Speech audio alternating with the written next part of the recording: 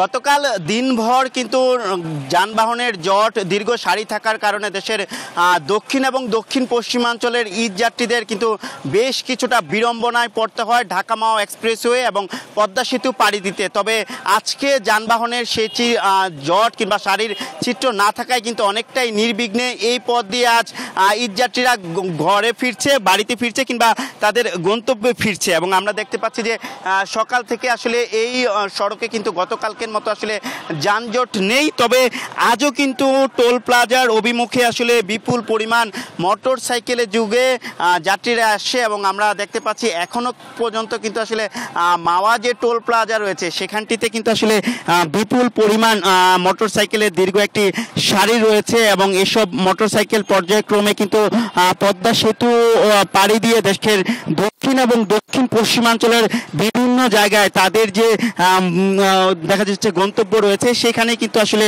পরিবার পরিজনের সাথে ঈদ আনন্দ ভাগাভাগি করে নেওয়ার জন্য ছুটে চলেছে। অর্থাৎ এই পথে কিন্তু আজকে মোটর সাইকেলের একটি দীর্ঘ সারি রয়েছে। তবে অন্যান্য যেসব যানবাহনের গতকালকে যে চাপ দেখেছি, যে দীর্ঘ সারি ছিল সেটি কিন্তু আজ আর নেই।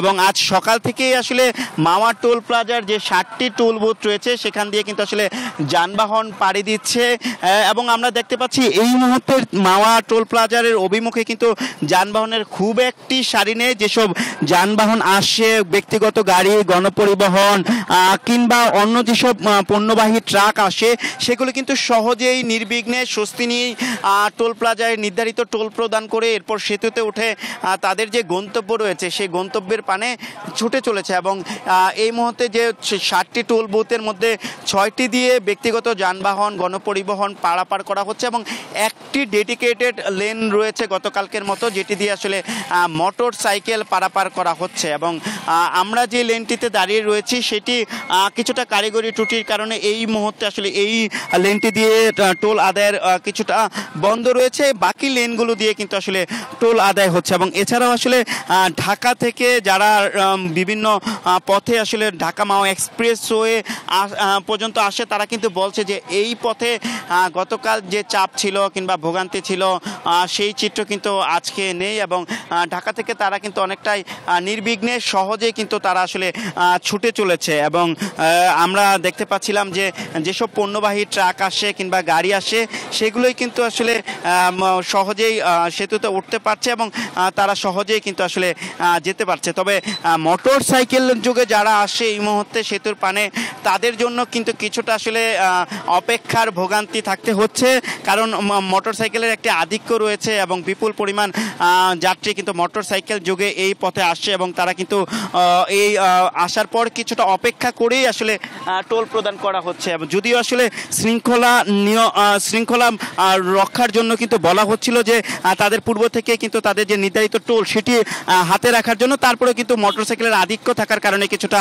এখানে জটিলতা তৈরি হচ্ছে। আমরা একজনের সাথে একটু কথা বলবো। আপনি কোথা থেকে কোথায় যাচ্ছেন একটু যদি বলতেন এবং কোনো বিড়ম্বনা আছে কিনা? আমি চক্ষু হাসপাতাল থেকে আইলাম, যাব ফরিদপুর।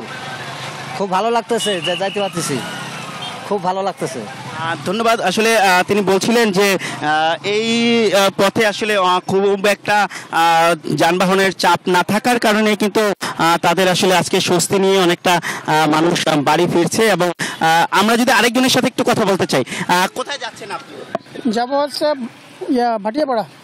কোনো রাস্তায় যানজট ছিল কিনা? এখানে যানজট নাই, কিন্তু গুলিস্তান মোড়ে অনেক জ্যাম। গুলিস্তান থেকে গাড়ি বেরোতে পারতেছে না, অনেক জ্যাম। মানে কিছু কিছু জায়গায় আটকাই দিচ্ছে গাড়ি, সোজা যাচ্ছে আবার ঘোরাচ্ছে, ওখানে নাটক করতে করতে 1 ঘন্টা 2 ঘন্টা লেগে গেছে ওইখান থেকেই। যাত্রীরা কিন্তু বলছে তারা আসলে এই যে রাজধানীর যে গুলিস্তান পয়েন্ট রয়েছে সেই পয়েন্টটি দিয়েই মূলত আসলে কিছুটা তাদের ভোগান্তি কিংবা বিড়ম্বনার মধ্যে পড়তে হচ্ছে। এরপরে কিন্তু এক্সপ্রেসওয়েতে যখন আসছে তখন কিন্তু তাদের আর ভোগান্তিতে নাই। আমরা একটু আরেকজনের সাথে কথা বলতে চাই। ভাই, কোথা থেকে কোথায় যাচ্ছেন? ভাইজান, আমি ঢাকা থেকে আসছি, বরিশালে যাচ্ছি। পথে কোনো ভোগান্তি আছে না? পথে আজকে অনেক রোডঘাট ফাঁকা আছে, আলহামদুলিল্লাহ। খুব সুন্দর মতো জার্নি হচ্ছে, মাশাআল্লাহ। পশু কিনেছেন কিংবা নাকি বাসায় কেনা হয়েছে? যাই আল্লাহর মতে কোরবানি দেবো, আল্লাহর তৌফিক, যদি আপনাদের দোয়া যদি যাইতে পারি সহি সালামতে। দোয়া সবাই জন্য। ঠিক আছে। সবাই কিন্তু বলছে যে আসলে যে তাদের যে যেহেতু পবিত্র ঈদ উল আজহা এই ঈদে আসলে পশু কুরবানির একটি বিষয় রয়েছে, সেটি মাথায় রেখে কিন্তু আগে ভাগে অনেকে বাড়ি ফিরে গিয়েছে এবং অনেকে কিন্তু আসলে পশু ক্রয় করে রেখেছে এবং সেটি গিয়ে আসলে পরিবার পরিজনের সাথে একসাথে কুরবানি দিবেন, সেই ঈদ আনন্দ ভাগাভাগি করে নেওয়ার জন্য কিন্তু আমরা দেখছি। এবং মোটর সাইকেলের কিন্তু বেশ একটি বহর রয়েছে, তবে এখানে অপেক্ষা ছাড়া খুব একটি ভোগান্তি নেই, কারণ আজকে দেখা যাচ্ছে যে সকাল থেকে যেসব যানবাহন ছিল সেগুলোতে কিন্তু আসলে সহজে পাড়ি দিতে পারছে। তবে কয়েকজন মোটরসাইকেল কিন্তু দাবি করেছিল যে যেহেতু অন্য গাড়ির আধিক্য কম এবং মোটরসাইকেলের আধিক্য বেশি রয়েছে, সেক্ষেত্রে একটি ডেডিকেটেড লেনের পরিবর্তে যদি দুইটি ডেডিকেটেড লেন বা দুইটি বুথে টোল আদায় করা যেত, তাহলে সেক্ষেত্রে এই দেখা যাচ্ছে মোটরসাইকেল আরোহীদের বা মোটরসাইকেলে করে যারা ঈদকে কেন্দ্র করে বাড়ির পানে ছুটছে তাদের বিড়ম্বনাটুকু আসলে নিরসন হয়ে যেত। এবং আমরা দেখছি যেভাবে পারছে তারা কিন্তু আসলে নারীর টানে বাড়ি ফিরছে এবং বন্ধু পরিবার স্বজন সবাই কিন্তু একের সাথে আসলে ফিরছে। এবং এই মুহূর্তে আসলে মাওয়ার টোল প্লাজার এখানে মোটরসাইকেলের একটি বড় সারি রয়েছে, তবে অন্য বাকি যে 6টি টোল বুথ রয়েছে সেই জায়গাগুলোতে কিন্তু আসলে সারি তেমন একটি নেই, অনেকটা ফাঁকা ফাঁকাই অবস্থা। এবং সেই অবস্থার কারণে কিন্তু যারাই আসছে তারা নির্বিঘ্নে পথ পাড়ি দিতে পারছে। এবং আমরা এই বিষয়ে সংশ্লিষ্টদের সাথে কথা বলছিলাম। মাওয়া ট্রাফিক পুলিশের ইনচার্জ আমাদেরকে যেমনটি জানিয়েছেন, গতকাল মূলত এই মাওয়া টোল প্লাজার এখানে যে ওজন স্কেল রয়েছে সেই ওজন স্কেলের কারিগরি ত্রুটির কারণে যে পণ্যবাহী ট্রাকগুলো পারাপারে সমস্যার সৃষ্টি হয় এবং সেই সমস্যার দরুনই কিন্তু প্রভাবটি সবার উপরে পড়ে এবং একটি দীর্ঘ যানবাহনের সারি তৈরি হয়েছে। এবং আজকে তারা নির্বিঘ্নে কাজ করছে এবং একই সাথে টোল প্লাজার যারা দায়িত্বে রয়েছে তারাও আসলে শৃঙ্খলা রক্ষার জন্য সার্বিকভাবে চেষ্টা করছে। এবং সেক্ষেত্রে এই মুহূর্তে আসলে টোল প্লাজার খুব একটি যানজট গাড়ির সারি কোনো চিত্রই নেই, অর্থাৎ বলা যায় যে দেশের দক্ষিণ এবং দক্ষিণ পশ্চিমাঞ্চলের 21 জেলার যেসব ঘরমুখ মানুষ ঢাকা মাওয়া এক্সপ্রেসওয়ে এবং পদ্মা সেতু হয়ে আজ বাড়ির পানে ছুটছে, তাদেররা কিন্তু অনেকটা ভোগান্তিহীন কিংবা নির্বিঘ্নেই ফিরছে। এবং যদিও তাদের অভিযোগ কিংবা রয়েছে যে ঢাকার কিন্তু বিভিন্ন পয়েন্টেই কিন্তু তাদের কিছুটা ভোগান্তিতে পড়তে হচ্ছে, বিশেষ করে গুলিস্তানের কথা তারা উল্লেখ করেছে। এছাড়া কিন্তু এক্সপ্রেস হয়ে পর্যন্ত যখন চলে আসতে পেরেছে এরপর কিন্তু খুব একটি ভোগান্তির কথা তারা জানেনি। এবং আমরা দেখতে পাচ্ছি যে এই পথে কিন্তু এই মুহূর্তে অনেকটা চাপ শূন্য রয়েছে, তবে আজ বিকেল নাগাদ কিন্তু গার্মেন্টস ছুটি হবে, সেক্ষেত্রে গণপরিবহনের একটি চাপ পড়ার আশঙ্কা রয়েছে।